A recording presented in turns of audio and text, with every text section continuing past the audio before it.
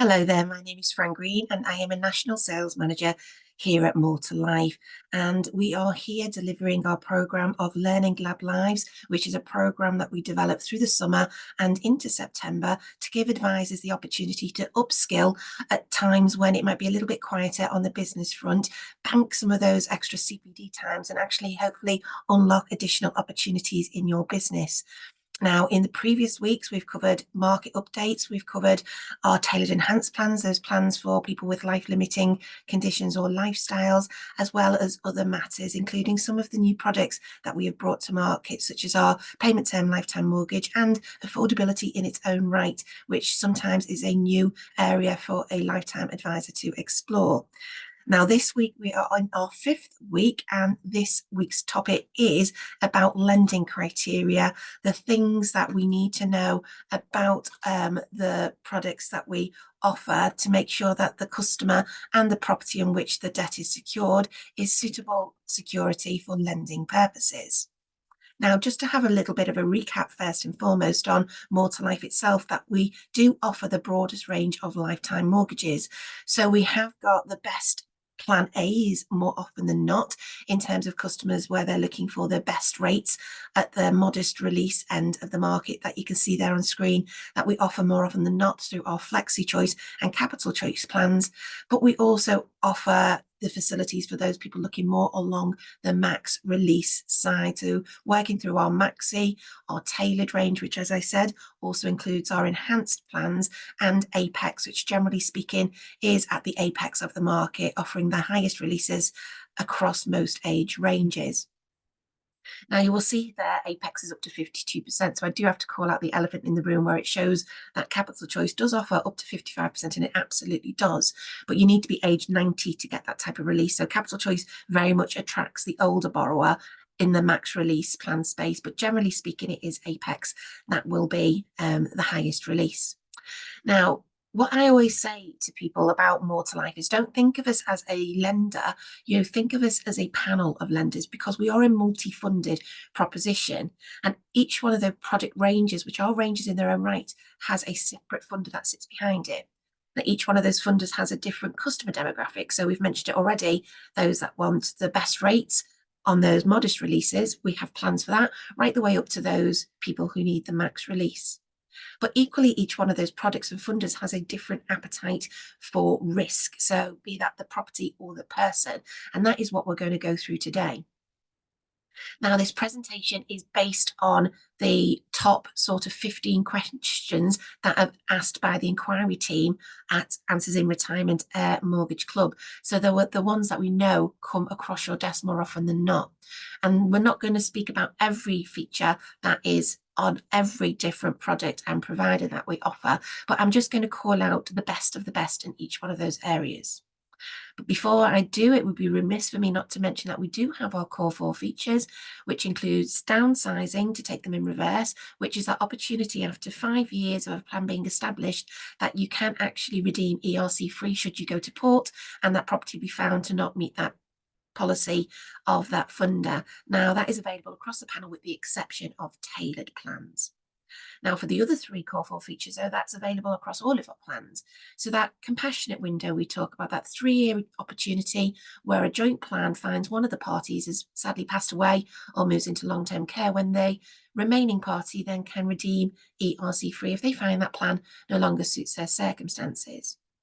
Now, if they do need to redeem and they have to pay an early repayment charge, then that is where our ERCs across our panel are fixed. So there's no awkward guilt conversations needed to be had, or the risk that that guilt rate could go in the wrong direction and they end up with a much, much larger early repayment charge to pay. Now, again, partial repayments actually does feature at the end of this presentation because it is also not criteria based, but one of the most commonly asked questions. And that again is available across our panel.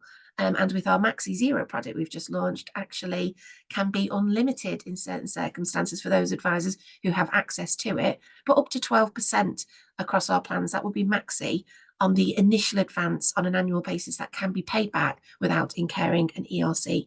The rest of the plans are up to 10% of the initial advance. We do have drawdown options available everywhere with the exception of Apex. We do have cashbacks on Tailored where you can keep the total cost of borrowing down by using a cashback for their borrowing needs rather than just the loan itself. Further advances are available again on all plans. And as I say, if they do want to make those voluntary payments, then that can be done via a standing order. Now, this does bring us on then to the main event where we are talking about those policy. And even just in the last couple of months, there have been over 15 enhancements to the policies that are available via our panel of funders. So as I say, you're about to go into some slides that are very busy. This is an on-demand video, so you will be able to play it back, but equally the slides will be available to anybody who needs them after this event. So you can refer back to it as a quick reference guide. As I said, what I'm going to do is call out the best of the best that are available across our panel based on the specific risk factor that we're reviewing. The first being the most popular, proximity to commercial. So this is where you've got a property that may be adjacent or near to or opposite commercial premises. Now, again, you can do pre-app checks with our team by emailing the info@mortalife.co.uk email address and giving them the property details and the risk factor you want to be reviewed. But when it comes to proximity to commercial, I find the two that are absolutely the best are Flexi and Apex. Now, that's conveniently got one in each camp of a customer demographic, a low rate chaser, so to speak, that will be available through Flexi, or a high release requirement that you would get through Apex. Now, where that exists, if you don't share a wall with the premises itself or a ceiling or a floor, that can be acceptable subject to valuers' comments. So those two are the best for me when it comes to proximity to commercial. However, if your commercial isn't a licensed premises or a food outlet, Maxi actually also travels with very similar criteria. Next on this whistle-stop tour of criteria points to note, another proximity issue, which is those properties that might be close to substations, power cables and or pylons. Now, Capital Choice is the one I shout out here because that actually has no technical distance sort of limits in between themselves and that pylon, whereas other plans will need a minimum of 75, if not 100 metres before they can consider. What is consistent though across all plans is if those power cables travel over the subject security in any way, and that includes the lands and gardens, then that is a decline across all plans. Now, if you're not sure how to check, because sometimes looking on Google Maps or even doing an aerial view on Google Maps can be quite difficult to actually see that detail. If you actually go to the government flood planning facility that you can log into, put in the postcode and find your subject security, power cables where they do travel overhead actually are very clearly seen on there by a dotted line. So it's definitely worth you having a look. Or again, you can send the details to our info@mortalife.co.uk team and they will have a look for you. The valuer, however, will be only person that will be able to actually determine, but we can take a very educated estimate for you. Now, flat roofs, again, is something that comes up quite regularly. And why are flat roofs an issue? So if you think about a standard lender, the average time that that lender will keep a security on their books would be between 3 and 4 years. So when a valuer goes out to value that security, actually the condition of that property is likely to be the same throughout the tenure of being the lender and having a charge on it. However, obviously in lifetime mortgages, we do expect to keep those properties for much longer. And flat roofs as fact do deteriorate over time. So this is why some funders will limit what they can actually offer here. Now, we do have plans that are available up to 100% flat roofs.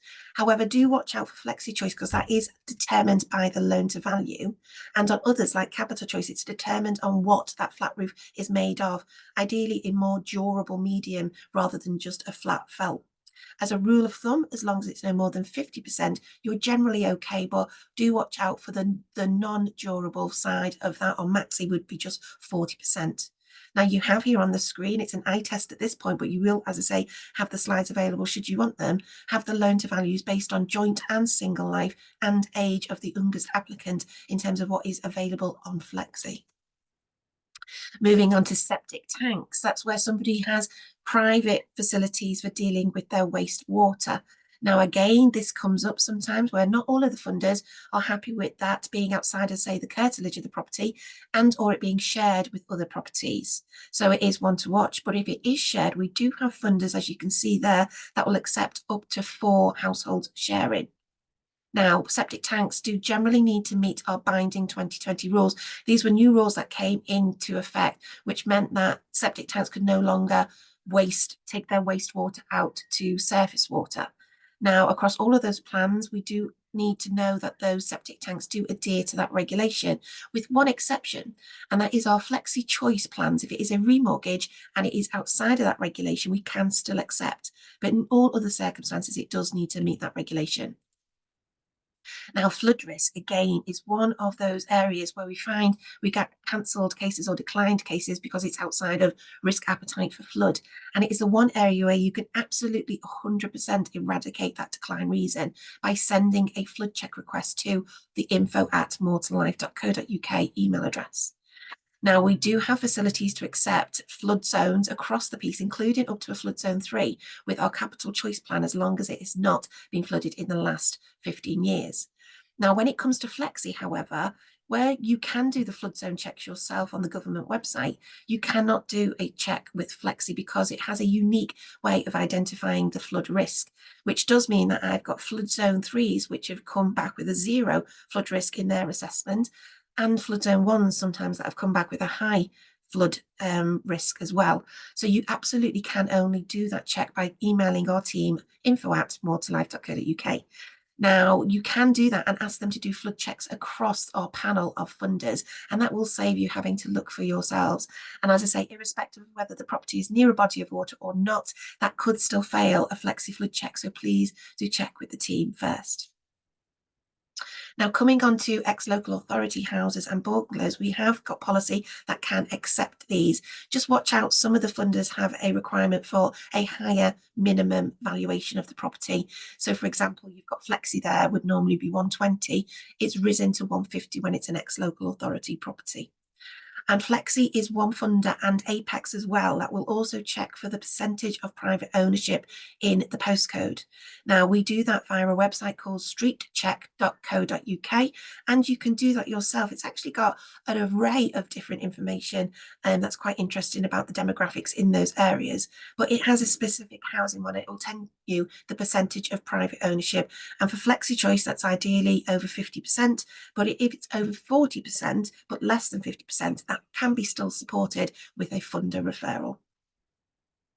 Flats, however, on an ex-local authority basis, we cannot accept. But once they're not ex-local authority, if they're normal flats, then we absolutely can accept them. Watch out there that there is a haircut required on both tailored and flexi, but that has been one of the recent improvements with Apex where they removed the haircut on flats. Now, please remember in sourcing that if you have entered the property type, then that will take care of that for you. But if you're just looking at loan to value tables or working on a sourcing system that doesn't ask you for the property type, then that haircut can sometimes catch people out. But capital choice there again is the one I shout out that accepts up to 6 stories with a lift available in any property of 4 stories or more. So again, if you've got, think about the lifts, think about the number of stories. These are the questions that you can ask the customer and you can bring back to our broker support team to see where we can support. Now, we don't offer flats on our very highest loan to value option for tailored, so please bear that in mind. But if you've got a property that's in excess of 6 stories, we can potentially refer that to that funder. Now, there is a couple of different leasehold scenarios which are covered in this slide and the next, which is where you may have on this one where the applicant owns the entire freehold as well as their own flat, which is on a leasehold basis, with long leases being on the other flats in the block as well. And the other where it might be that all flats own a share of the freehold as well as their own leasehold property. Now, again, we've got a variety of plans that can accept that, not capital sadly, but others that can. Generally speaking, up to a maximum of 2 in the block, but we do have Apex and Flexi that can go as high as 4 in the block. And again, I don't expect you to remember that full detail, but if you just remember that if you've got a slightly unusual leasehold scenario with a flat, More to Life may be able to help. Solar panels, again, a lot of our customer demographic find themselves being able to make a little bit more money or potentially have some savings if they install solar panels. They can be acceptable if owned outright across all of our funders, or even if they are leased, we just will need to do a lease review, which we can do again pre-app. Annexes, again, quite common in the property type that the older borrower seems to be attracted to. Now, Thing to mention with an annex is the applicants need to be living in the main property. They can't be the people that are in the annex. That's really important. And we do have a variety of different facilities available there, whether they're integrated or external, as long as there's no more than 2 properties on the entire security. So that's the main residence plus the annex. You've got, generally speaking, the services need to be shared and they need to be on the same council tax banding, but exceptions can be made there. So please, again, do get in touch with us to tell us the full scenario of the property and we can see if we can help. Now, again, another area where the more frugal or fiduciary-based borrower might have seen an opportunity to have some additional earnings via a lodger, or even just to enjoy the company of having somebody else in their house. Again, based on an annex, please bear in mind that the lodgers need to be in a main property. They generally cannot be renting the annex. But this has one exception with ourselves, which is our tailored enhanced plan. So if somebody has got a life limiting condition or lifestyle and does have a situation where they rent out their annex to lodgers and or on even an Airbnb basis, that is also acceptable there. Now, where formal agreements are needed or exist, there also needs to be a maximum notice period of a month. But again, if you need any further support or advice, please give us a shout. Property with large acreage is something that we can support, and the best standard there is up to 15 acres with our capital choice plan, although across all plans it will be valued based on 5 acres only. And if you have that nice problem to have of a property that's worth over 2 million, actually the acreage is unlimited on Flexi Premier. Coming to the final couple of points now to make on property, which grade 2 buildings, not grade 2 star or grade 1, but grade 2 listed buildings are acceptable across all plans with the exception of our tailored lifetime. And tenants in common is also acceptable across all plans. Now, this often comes up where we've got a situation where you've got 2 people living in the property, but you just want to place 1 person on the deed. And unfortunately, we cannot support that at More to Life. However, what you can do is you can put that second person as a tenants in common situation with maybe just a 1% consideration. Now, usually this scenario comes up where you've got a customer who wants to protect their assets as they see it for the benefit of their estate, perhaps where they've been previously widowed, and where they bring on a new partner but don't want to lose that value of that property to their estate, to somebody else's estate. And that's where that tenants in common can come in really useful, because effectively in that scenario, what it does is it protects 99% of the asset for the person who wants to protect it. And last but not least on property, I will mention spray foam. And sadly, we cannot do the spray foam type of inquiries that we used to be able to support with. There are situations where we can accept spray foam, but it generally is where the foam's been applied as part of the original construction and isn't something I've been able to come across so far. Now, where spray foam has been in place but been subsequently removed, again, watch out for that, because some funders will look for the whole roof to be replaced in that situation, a full strip out. However, we do have other funders that will be happy with that as long as we can get a structural roofing report that confirms that the roof structure is still sound. So again, outside of rate and loan to value or anything else, the difference being having to get a new roof versus just having to get a report to prove the roof is okay can be a really good determining factor of which plan you go ahead with. And now finally, I'm going to talk about more around the person property kind of footprint in terms of risk appetite. So we've gone through the most common questions or queries with regards to property, and this is more about somebody's personal circumstances, specifically around adverse credit, which is becoming a more and more common area of inquiry. Now, there's 4 slides which I'll flick through quite quickly that cover county court judgments, CCJs. They cover things like defaults, arrears, and debt management plans. They also cover IVAs, that's an individual voluntary arrangement, which is a formal arrangement with the creditor, as opposed to a debt management plan, which is an informal one. And we'll also look at people who've sadly had to go bankrupt. Now, I shout this all out on this slide because you will see consistently through the 4 areas I cover that capital choice tends to be the best. As with CCJs here, they have no limit to past or present current judgments at all, and there's no requirement for you to pay it off either.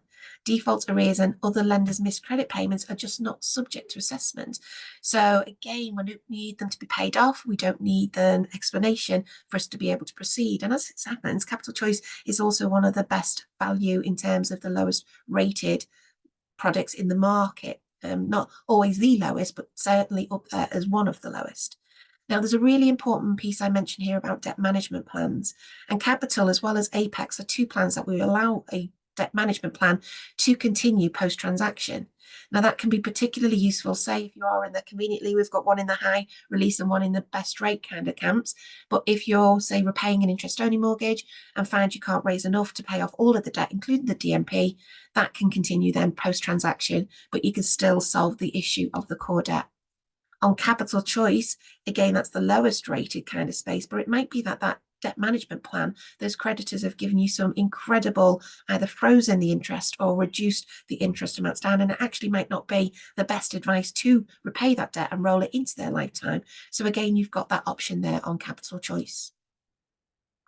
And IVAs, again, these are debts that are secured on the property. So all of the plans where they will accept an IVA does need to have it cleared either prior to or on completion, which can be a simultaneous transaction if they are using that IVA as an opportunity to raise the lifetime funds to have it repaid. As I say, you can see there that's acceptable on Capital, Maxi and Apex. Now, with discharge bankrupts, that can be as little as just discharge, technically to a day. But watch out, if it has been discharged in the last 6 years, then there is funders such as Maxi and Flexi who actually want that to be clear longer than that term. And that is the end of all of our so it's 15 top queries from Mortgage Club. And once we do get you to offer, though, haven't overcome any criteria hurdles, then please bear in mind that there are offer validities that vary by funder, which is shown here on screen. There are a couple of other changes just to shout out as well in terms of leasehold. As we've mentioned, they're flats, but this also applies to houses where we do need to review the lease prior to offer. So we will be asking our solicitors for a copy, but we may ask you for a copy too, because simply you might get to it sooner than we do.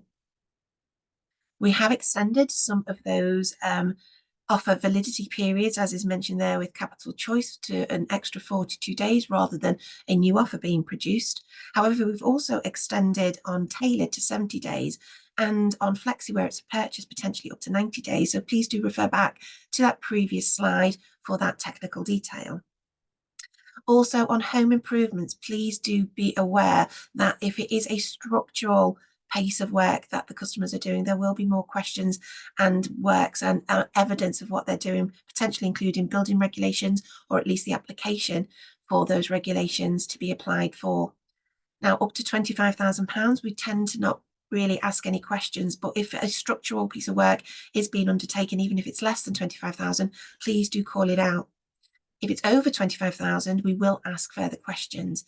So if it is structural, there will be more needed. If it's just cosmetic or replacement like for like kitchens or bathrooms, landscaping gardens, upscaling their decorations, what have you, that is fairly straightforward.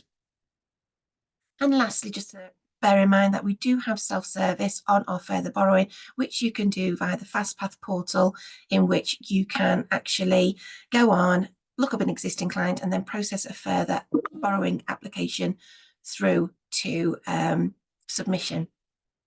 I mentioned that partial repayments are available across all of our plans, and our detail that you need is all there. As I said, up to 12% on Maxi Standard, unlimited on Maxi Zero, and up to 10% of the initial advance on an annual basis across those other plans. Then all that is left to say is thank you very much for your time and attention today. I hope you found the session useful, and I will look forward to seeing you at another session at some point in the future soon.